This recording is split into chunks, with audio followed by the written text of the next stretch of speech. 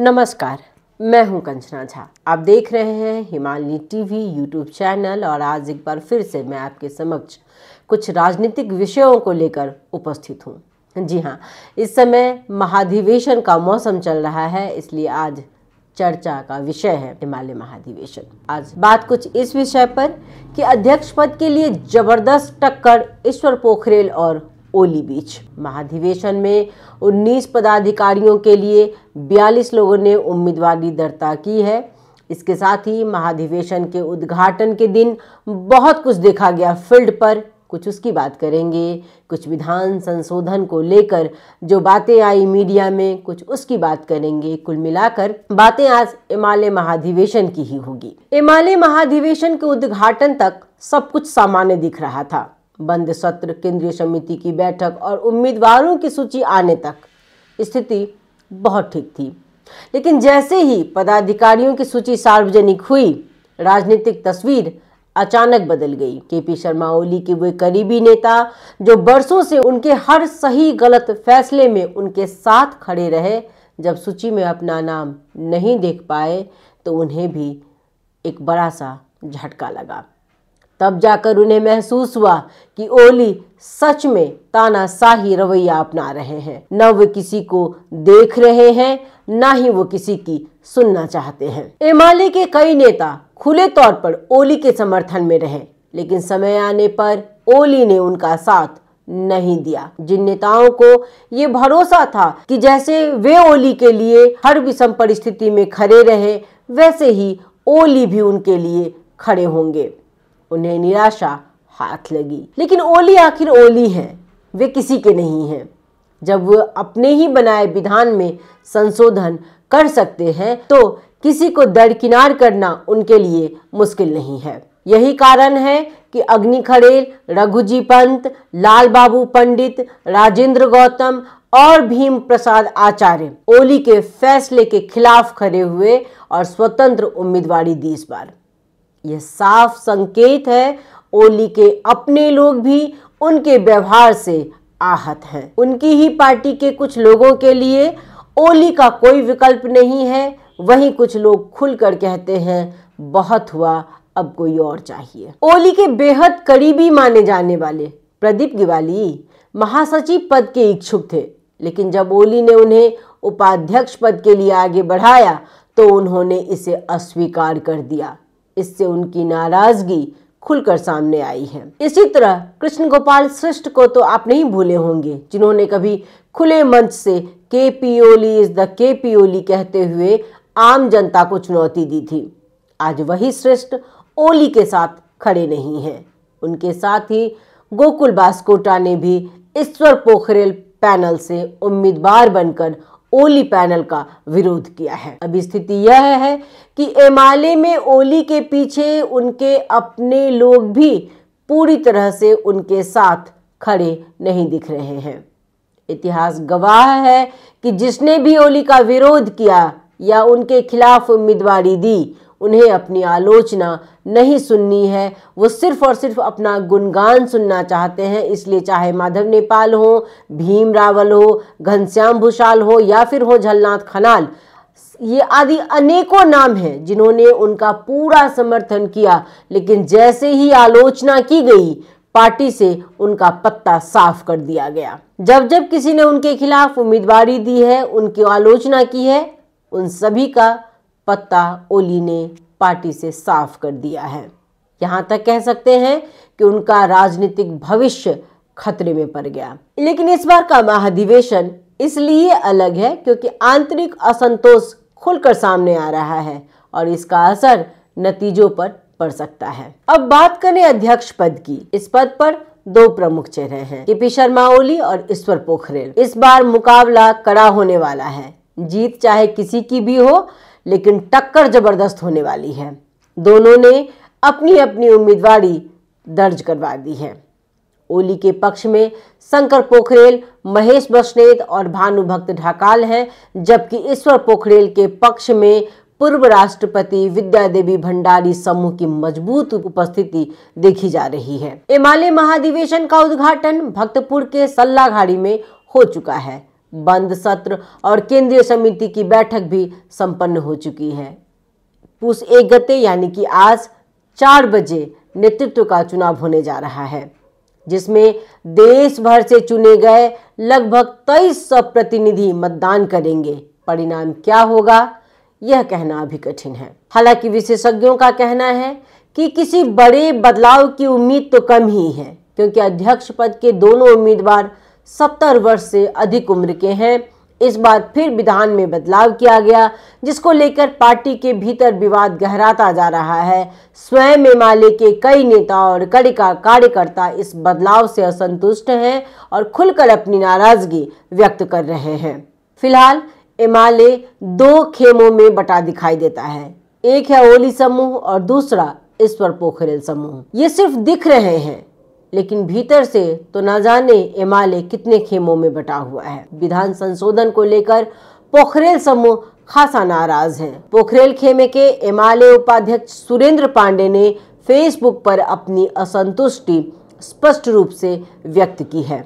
उपाध्यक्ष सुरेंद्र पांडे ने फेसबुक पर लिखा था कि अगर अभी मनमानी की गई तो विधान अधिवेशन का औचित्य ही समाप्त हो जाएगा। यह मनमानी के खिलाफ लड़ाई है।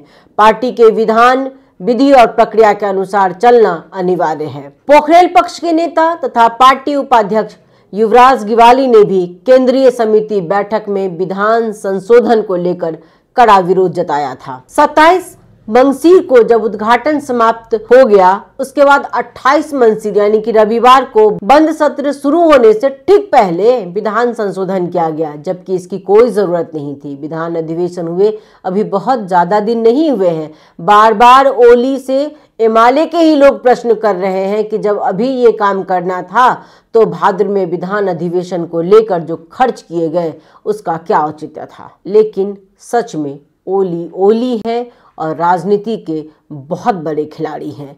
वो नेतृत्व में बने रहने के लिए बहुत से हथकंडे अपनाते हैं। विधान संशोधन की बात को लेकर उन्होंने सीधे कुछ नहीं कहा। पार्टी भीतर से ही बात आई कि संशोधन की मांग ओली ने नहीं की थी, यानी ओली के ऊपर सीधा आरोप न आए इसके लिए भी पूरी तैयारी कर ली गई थी और बताया गया कि केंद्रीय समिति बैठक की पदाधिकारियों के बजाय फ्लोर से विधान संशोधन की बात आई थी। ओली पक्ष की नेता पद्मा आर्याल ने भी कहा कि फ्लोर से प्रस्ताव आने के बाद ही विधान संशोधन किया गया। जब उनसे पूछा गया कि विधान अधिवेशन में करोड़ों खर्च कर संशोधन की गई व्यवस्था को फिर क्यों बदला गया, इस सवाल का जवाब उन्होंने दिया था कि जेएनजी आंदोलन के बाद राजनीतिक परिदृश्य बदल गया है और पार्टी को अधिक संगठित एवं सक्रिय बनाने के लिए विधान संशोधन किया गया है। एमाले ने 2078 में हुए पहले विधान महाधिवेशन में यह व्यवस्था की थी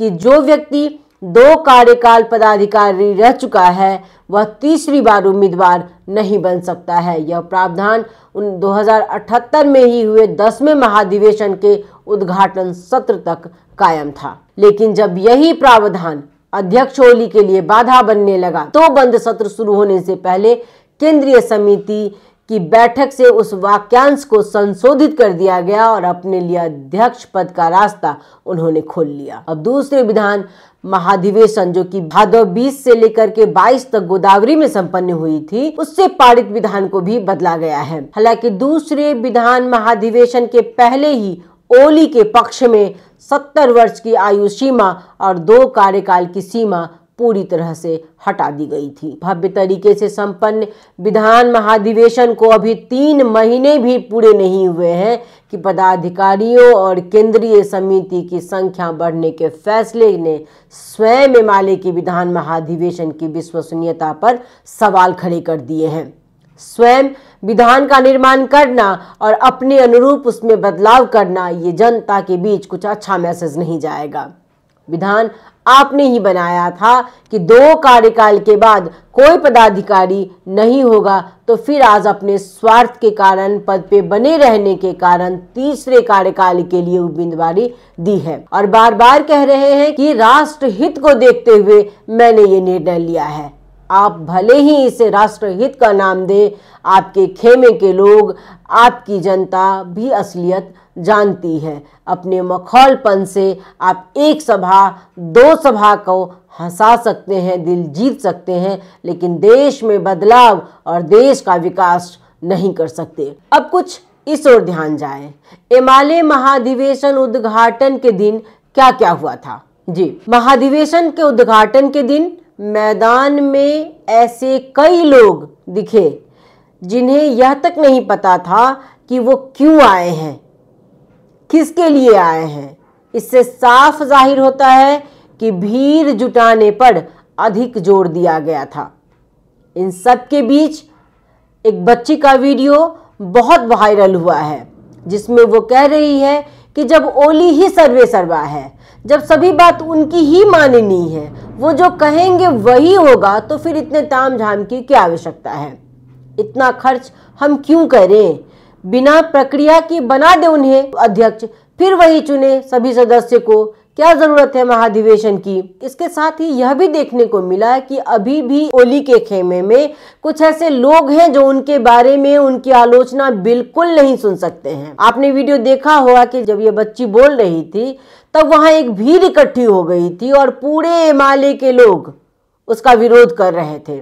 यानी अभी भी ओली के विरुद्ध उनकी पार्टी के कुछ लोग जो हैं वो नहीं सुनना चाहते हैं। एमाले में कुछ लोग अभी भी हैं जो उनके अलावे किसी दूसरे को देखना नहीं चाहते हैं, और ये भी हो सकता है कि ओली को खुश करने के लिए ये लोग उनके आगे पीछे करते हैं। इन सब के साथ ही उद्घाटन सत्र में ओली ने पहली बार खुले तौर पर जेन जी आंदोलन में मारे गए सभी लोगों के प्रति श्रद्धांजलि अर्पित की। एक और बहुत ज्यादा वीडियो वायरल हुआ था, जिसमें एमाले के कार्यकर्ताओं ने रवि लामिछाने और बालेन की खुलकर तारीफ की और कहा कि हमें लामिछाने और बालेन ही चाहिए।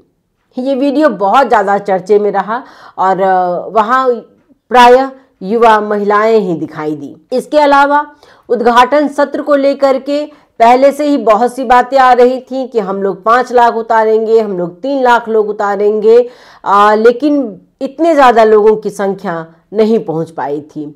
फिर फोटो डाले गए, लेकिन पता चला कि भीड़ दिखाने के लिए एआई का प्रयोग किया गया था, जिसका जेएनजी आंदोलन के नेता सुदंग गुरुंग के साथ ही अन्य ने तस्वीर पोस्ट कर मजाक भी बनाया। जहां एक ओर ओली अपनी मनमानी कर रहे हैं, अध्यक्ष पद की उम्मीदवारी दी है, वहीं एमाले के 3 शीर्ष नेताओं ने घोषणा की कि वो सक्रिय राजनीति में नहीं रहेंगे। उन्होंने कहा कि अब अगली पीढ़ी को अवसर मिलनी चाहिए। उन्होंने यह भी कहा कि वे पार्टी की सदस्यता तो कायम रखेंगे, लेकिन सक्रिय राजनीति में वे नहीं रहेंगे। सक्रिय राजनीति नहीं करने की घोषणा करने वालों में उपाध्यक्ष युवराज गिवाली और अष्टलक्ष्मी शाक्य तथा अनुशासन आयोग अध्यक्ष केशव बराल हैं। महाधिवेशन अभी जारी है, परिणाम क्या होंगे यह भविष्य के गर्भ में है, लेकिन यह तय है कि एमाले देश की सबसे बड़ी पार्टी है और उसकी जिम्मेदारी भी उतनी ही बड़ी है। उम्मीद की जानी चाहिए कि यह महाधिवेशन लोकतांत्रिक तरीके से संपन्न हो और देश को जिम्मेदार लोकतांत्रिक सोच वाले नेतृत्व की दिशा में आगे बढ़ाए। बहुत बहुत धन्यवाद। नमस्कार।